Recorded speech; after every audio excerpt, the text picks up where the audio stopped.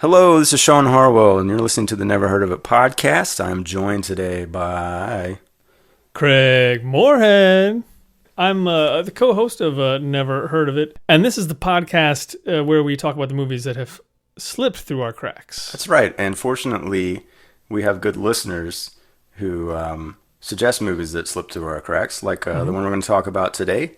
And if you want to make a suggestion, go check us out at neverheardpodcast.com. You can find links to Twitter, Facebook, Instagram, YouTube, etc. there.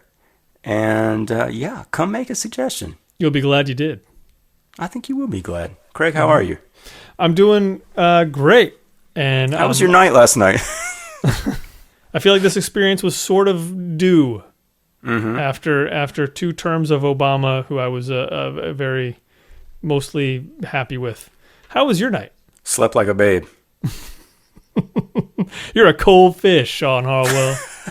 No. Our president is going to be a guy who I think was in Home Alone 2. Mm-hmm.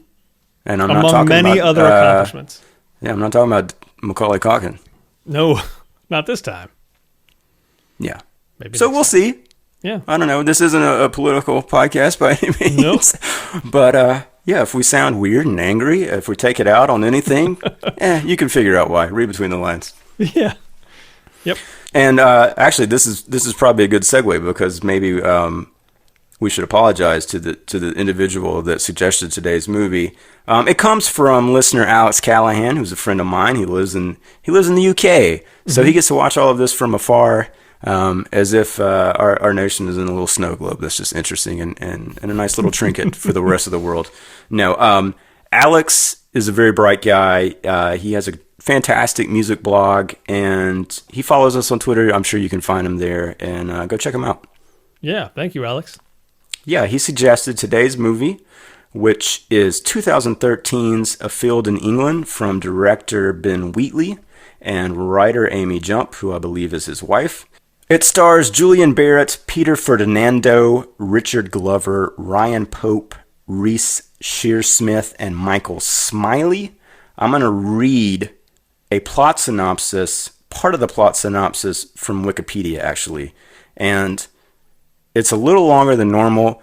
That's partly to help me make some sense of this movie, but also to kind of give those of you listening just the real meat and potatoes of this setup, because I think they can explain it better than probably we will. I don't want to speak for you, Craig, but I'm just speaking for me at least. Okay, here we go. All right. During a battle of the English Civil War, an alchemist assistant named Whitehead flees from the strict commander Trower. Whitehead is saved by a rough soldier named Cutler, who kills Trower before he can apprehend Whitehead. Whitehead then meets 2 army deserters, the alcoholic Jacob and the witless friend. The 4 leave the battleground in search of a promised alehouse that Cutler knows of. Cutler instead leads them to a field encircled by mushrooms. That's a very important part, okay? Let me highlight the word mushrooms, where he cooks them and forces the others to eat to make them more obedient, save for Whitehead. There they haul the Irishman O'Neill seemingly out of the ground from a wooden pike buried in the ground. O'Neill is a rival alchemist to whom Cutler works for and who stole documents from Whitehead's master. He quickly asserts authority over the group and tells them of a treasure hidden somewhere in a nearby field. The end. No, I think what's important to take away from all of that is the idea of alchemy and alchemists, which is not something we talk about a lot in 2016. And that this kind of is a contained movie between 5 very different and I thought very dynamic individuals. And it does indeed take place in a field for the most part. It was shot in black and white. I don't have the cinematographer's name right in front of me. Very unique looking film, I thought, and a very uniquely edited film. This is not standard fare in a lot of ways. And Craig, are you familiar with Ben Wheatley at all? I am a little bit. I'm not sure that I've seen an entire movie of his. I know he did the movie High Rise recently. He did.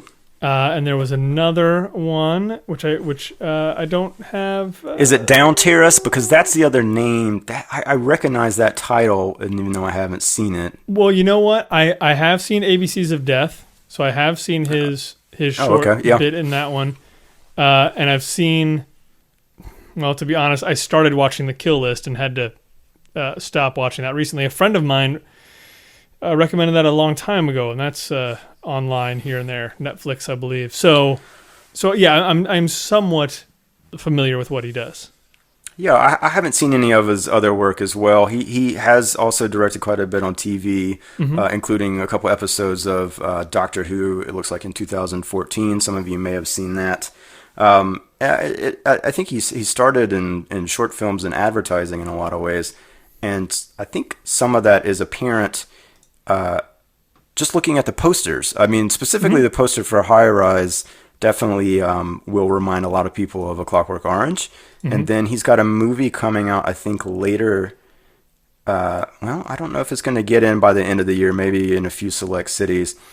But this is called Free Fire, and that's set in Boston. It's sort of about two gangs, and it's got Sam Riley, Noah Taylor, Charlton Copley, Brie Larson, a couple other people involved that you will recognize. Go check out this poster if you get a chance sometime. I love it. It's one of the best posters I've seen this year, I think, along with that Jackie poster. But maybe we'll throw that up online. But clearly a pretty keen visual eye from this guy, and I do think it's a name that I keep seeing here and there. So, yeah, I was really happy to find out that he directed this movie that Alex suggested to me, that I think I had heard of the title but knew nothing else about it. Sure. And so, yeah, I think I got a little bit of a Ben Wheatley education. I'm excited to see some of the other stuff. What did you think of this specific movie, A Field in England? And did you know anything about this going into it? No, I knew nothing about it. I had no idea what it was going to be like. I assumed it was going to be some sort of period drama because it when it started, it felt like something that was obviously low budget, but it, and then it would just be these guys kind of talking their way through, and things leave the rails in a definitely an interesting way. Although I have to say, I found myself quite lost. Yeah. During the watching of this, many times, and again, it looks very nice. It moves in a really interesting way, and it's the kind of thing where I feel like I'd watch it for 7 minutes and start to kind of detach from it, and then all of a sudden something would happen, I'd be back into it. And I would just be trying to figure out, what are the motivations happening here? What's going on? So it's one of those experiences where it's somewhat confusing, but I didn't want to stop watching it. I think that's a pretty fair assessment. Yeah. Yeah. And I say that because I think it's intentionally confusing. Yeah. At several times. And actually, one of the things that I think is worth praising right off the bat is there's some really artful use of withholding information in this film. And at times that can be frustrating, and I didn't quite get completely to that point with this one. But right. Yeah, you're thrown into it. I mean, literally, like there's somebody running through the woods, and you're hearing the sounds of battle. And that's kind of another thing I like. Like, the war literally takes place on the other side of the hedgerow for the entire film. Like, you never see it. It's really, I mean, it's a smart use of a small production, even though, occasionally you do get, some gunfire, and you can see that the war is actually happening, whether those are effect shots or not. But the man comes out of the woods. You don't know who he is. I had to rewind it a couple times. That's one of the hard things I think about taking notes. I'm definitely not at the level of any sort of professional critic where I can just kind of do it all in stride and keep my focus. I definitely I paused it. I would write down stuff. I would go back and have to rewind it. I turned the subtitles on for sure. Sure. but yeah, you don't know exactly what that is. You know that this guy is running. This is Whitehead that we're talking about. It was played by Reese Shearsmith, the alchemist assistant. And you know he's hiding from someone. He even says, like, please God, don't let him find me. Mm-hmm. And then there's the guy on the horse that appears that I think ultimately was his master, but at the time I'm like, okay, is this just like a general? And like, is this guy a deserter from the war? Like, it has that feel to it. And then there are two other characters, the Cutler and Jacob, who in those early scenes, they look almost identical to me. Mm-hmm. I had a hard time telling them apart, and you know, I don't know that necessarily is intentional, but it's partly just because of their dress, I think. And again, maybe this is where some of the black and white choices with the cinematography actually kind of elevate that sort of feeling. Right. But yeah, beyond that, like once they finally establish that core group, it does just feel like these are guys kind of running away from the war. They're fed up with it, you know, and on Jacob's part and Cutler's part, and they're getting the hell out of there. There's some regrets, but you don't quite know what's going on and where they're going. And even then, when the sort of betrayal by Cutler, who cooks the soup with the hallucinogens in it, you don't know why he's done that. Mm-hmm. And even then, when they cut to these guys just tugging on a rope, and I mean, that was like a 45-second sequence where you just see them pulling and hear them pulling, and they're putting their all into it, and you don't later see that they're actually tugging the body of this O'Neill character. And then you sure as hell don't know who this guy is. He looks dead. I thought he was a corpse, you know, and that's something actually that like comes up again and again. So I think it's one of those things, like you're getting a little bit into that sort of plot is kind of out the window here. You know, like if you're a huge David Lynch fan, this might be a movie for you, I think. Like it's operating, I think, on that kind of spectrum. Do you think that's sort of fair to say? I don't know. I was trying to think of other like comparisons, and I really drew a blank. Yeah, I mean, and that's that's true. It's hard to come up with a good comparison here because it sort of comes at you sort of unassuming. Mm-hmm. And it feels like it's very low budget, and it feels very talky at first, like it's just going to be these guys. It's not necessarily a very funny story, but it's also not. I mean, there's some great laughs. It feels very comic at first, yeah. Not a comedy though, for sure. Yeah, no, I would definitely not call it a full-on comedy. Well, I just want to interrupt for a second because here's what IMDb calls it: drama, history, horror. Horror, really? Yeah, and like I can, that's a hard one to suss out because this ain't The Witch, yeah. And even that is sort of playing those genre convictions. And yet it does have, there's a very unsettling sort of tone to this at times. It's definitely unsettling. Yeah, I don't know. I wouldn't think of it as horror necessarily. And maybe that's just because, a part of that is thinking about The Witch. The Witch is so clear in intention. Mm-hmm. That's kind of a, I did think about that in terms of this because there are certain similarities, although I wouldn't really put them in the same ballpark. I don't know. It just seemed like Ben Wheatley wanted to kind of have a psychedelic movie set in the old days of England, which is an interesting mix. Yeah, I was gonna say I do think that's pretty highly original. And, I think in some ways I have to imagine that, the initial audiences that saw this movie, if they went in completely unsuspecting, wow, you are thrown for quite a curve, I think, to find that element in it. And it happens pretty quickly that they're eating these mushrooms. Yeah. And then there's a really extended kind of trip sequence towards the end, which we can get to. But yes. I do want to point out, like, I think one of my more favorite moments happened pretty early on there, and it was in the setup and introduction with these characters.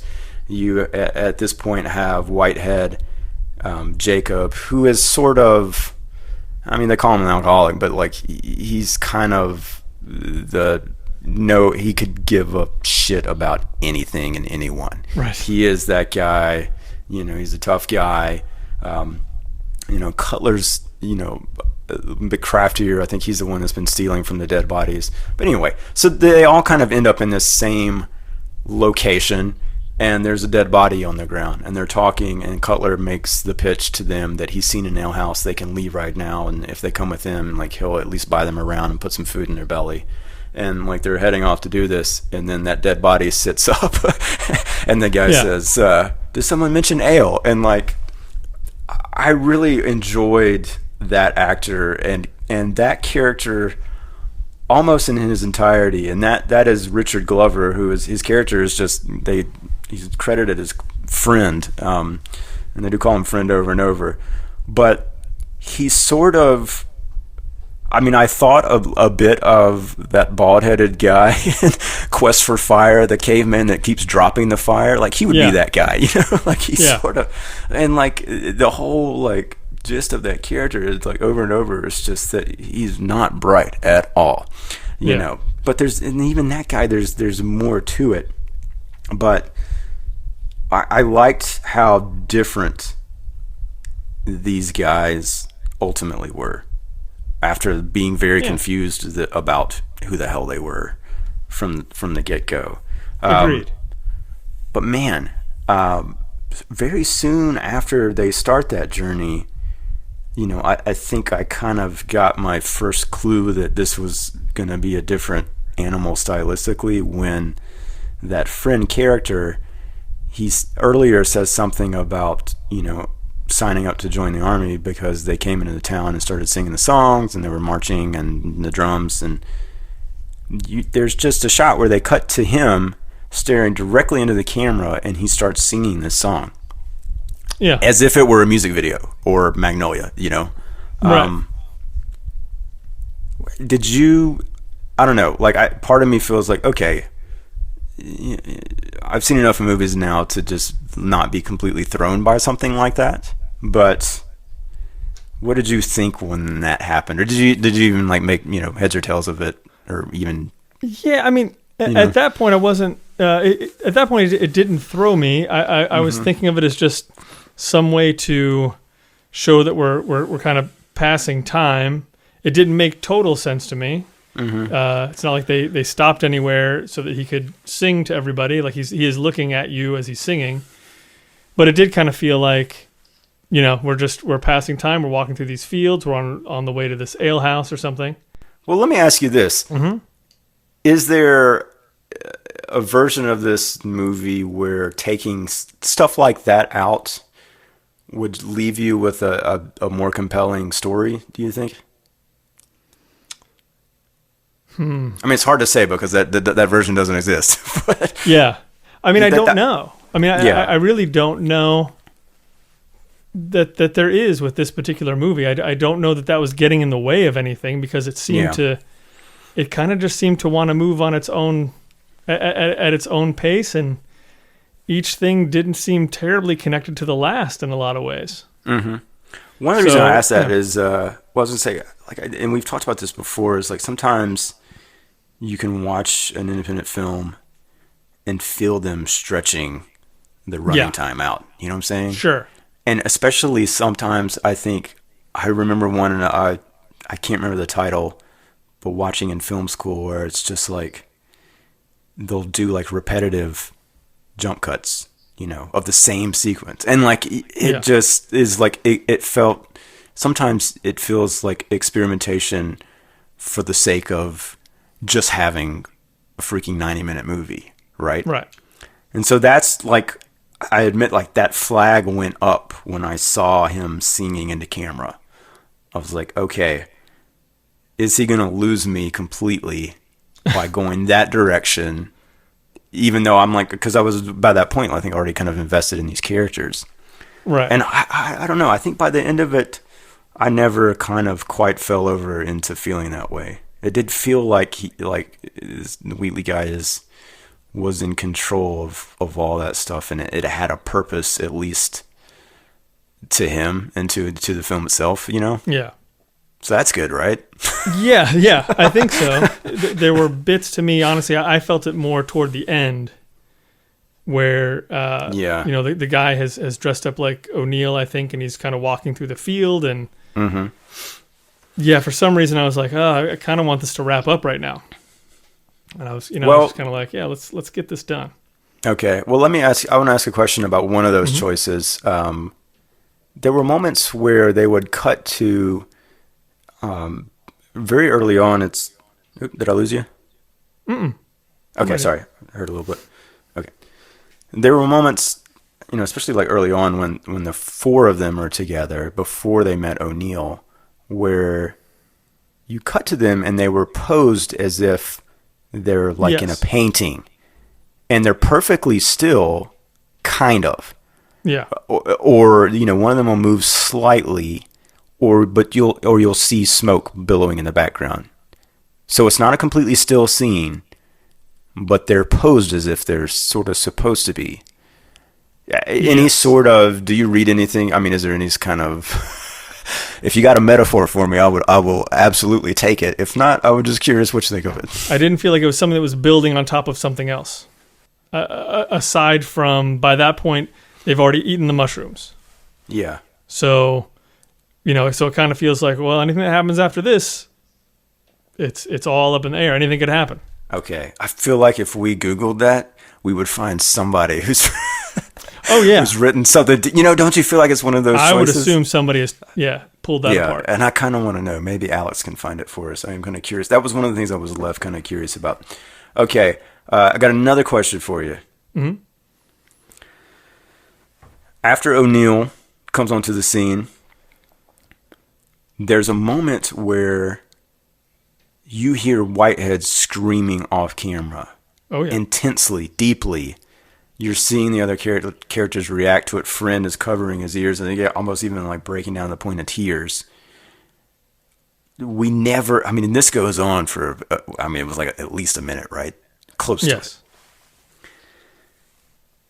There basically has been, O'Neill set up a tent or teepee sort of cloth structure, right? Right. We never see what's going on in there. And then the next thing you know, Whitehead comes out. He's basically on a rope tether to something inside that tent. Yeah. And he has like the weirdest, like off-putting, transfixed look upon his face and just walks like right in front, past all of those guys. Mm-hmm. Very obviously, intentionally kind of transfixing, again, like keyboardy music behind it. Yep. It's not played as like as a horrific moment. Heads or tails of what happened in that damn teepee? Well, to the Whitehead? only reason I feel like I know what happened is because I did read the Wikipedia plot synopsis. You have got to stop cheating. I know. It is cheating. No, please tell me, because I would love to know. I didn't do my homework, obviously. Well, it says that O'Neill tortured Whitehead into a gleeful and hypnotized human divining rod in order to find the treasure. I get the last part of that. Right. And there's no way to not think that he's being tortured in there, hearing the screams. Yes. But when he comes out, he's not bleeding from anywhere. No. There's no sign that he's been physically maimed or anything like that. So that's where I was confused. I thought, well, is this guy O'Neill supernatural in some way, and he's doing something supernatural to Whitehead? And then I think that whole sequence ends with him, leading them to where he thinks the treasure is, but then O'Neill gives him wine, which Whitehead tries to refuse. It causes Whitehead to vomit, and these crazy weird rocks come up in his vomit with markings on them. Right? Yeah. And that was never explained, right? No. Yeah. He just had some rocks hanging on his stomach. Yeah, and that's, I mean, I was definitely feeling very lost at that point. because that Yeah. was exactly like I didn't. I mean, I don't think it's explained in any way before that, except that there's a like you're gonna help me find this treasure, Yeah. but a divining rod and like all that stuff. No, I no clue about any of that stuff.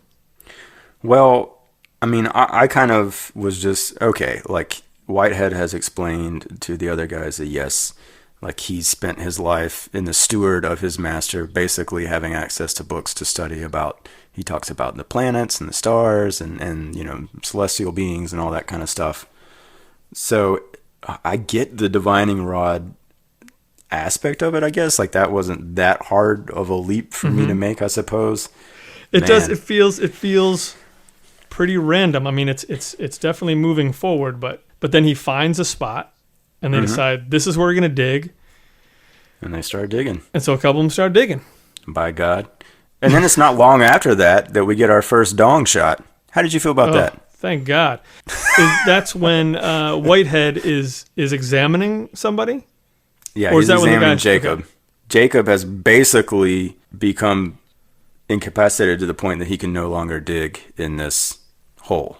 Right. That they've dug at that point. I think it was like definitely deeper than he is tall. Right. Which is a lot of digging, by the way. It's a lot of digging. It's no small amount of digging. Yeah. So Whitehead, being the man of science, checks him out with a magnifying glass, and they show every bit of it. They sure do. And he talks about how he's found a hemorrhoid and... There's a long list of things. Oh, God. Yeah, I mean, he really gave this guy a really thorough look.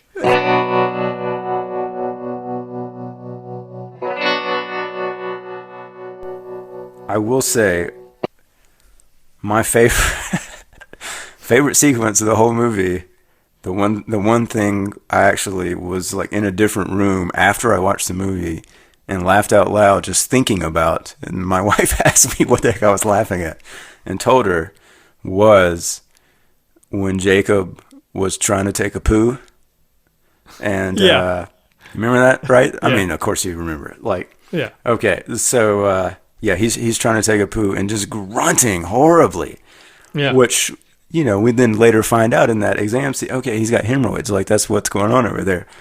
But the friend character is laughing about it and walks over and says, "Is it a boy or a girl?"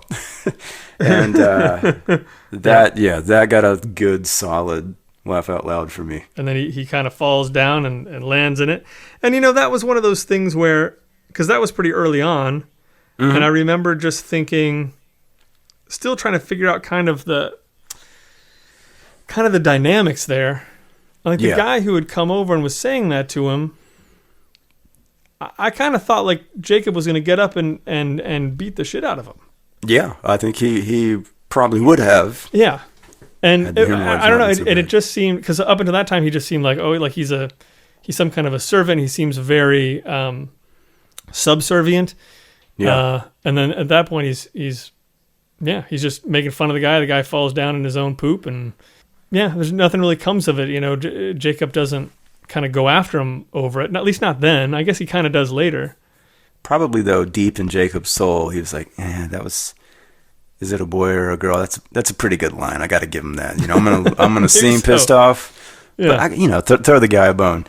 But I did like that. If I'm not mistaken, Jacob's very last line in the movie, just before what we'll call his death, although there's a bit of surprise in the end that maybe that's not the case. He does, I think the last line he says is "shit and thistles." That's a good ending line.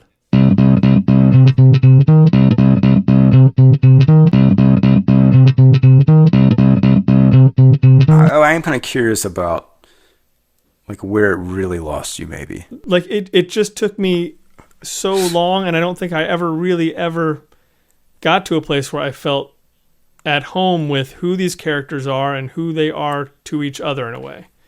Like it took me a long time to figure it out at the beginning, and like you said, like there's some confusion over, oh well, that guy looks like the other guy, and wait a second, okay, that guy's dead, okay.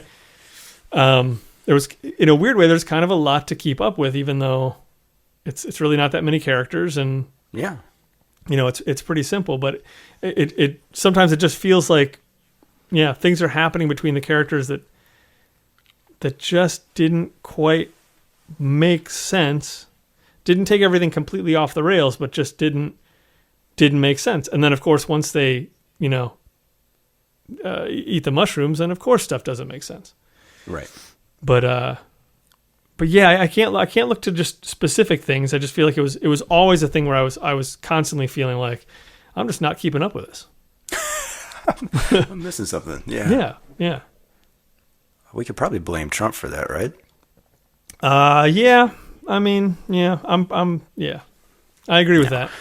Well, I don't know. It's interesting because in a lot of ways, I think what I will take away from this will be some of the stylistic stuff, but I think those three guys, actually, the Jacob, Friend, and Whitehead, because for whatever reason, I think that actually did sort of click for me, and that's what I actually grasped onto the most, because like all the sort of hallucinogenic stuff, and even I'm still confused about who the hell O'Neill really was. Yeah. And what was he the devil? Do you know like what the treasure was? Like there was no treasure, right? Well, no. So what happened was, and I can't remember. Maybe this was Cutler, but Cutler is the one who's still in the hole, and he starts pushing the dirt away. This is what I remember. Pushes the dirt away, and it looks like a metal skull.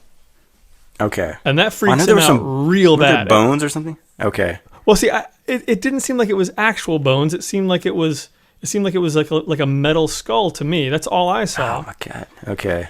And he seemed very freaked out. And as time went on, I just assumed, okay, well, he's just freaked out about that, and I sort of have to accept that he's freaked out, but I don't really know why. And then I think at some point he tries to shoot it with a gun. I was gonna say, and then he climbs out of the hole and shoots it, and it's knocked backwards or something, right?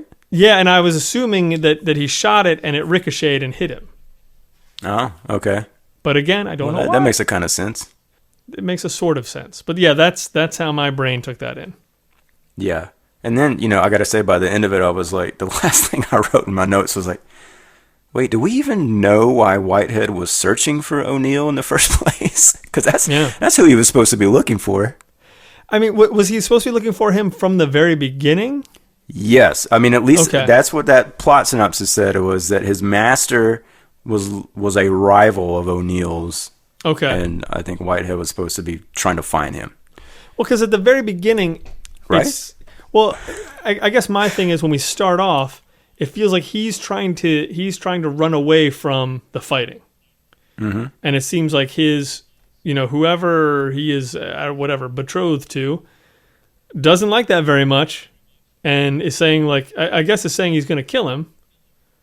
For some reason, that's what I was getting out of that, was like whoever he was supposed to be serving was not happy with him at all. I didn't feel like he was saying, I need you to find this guy.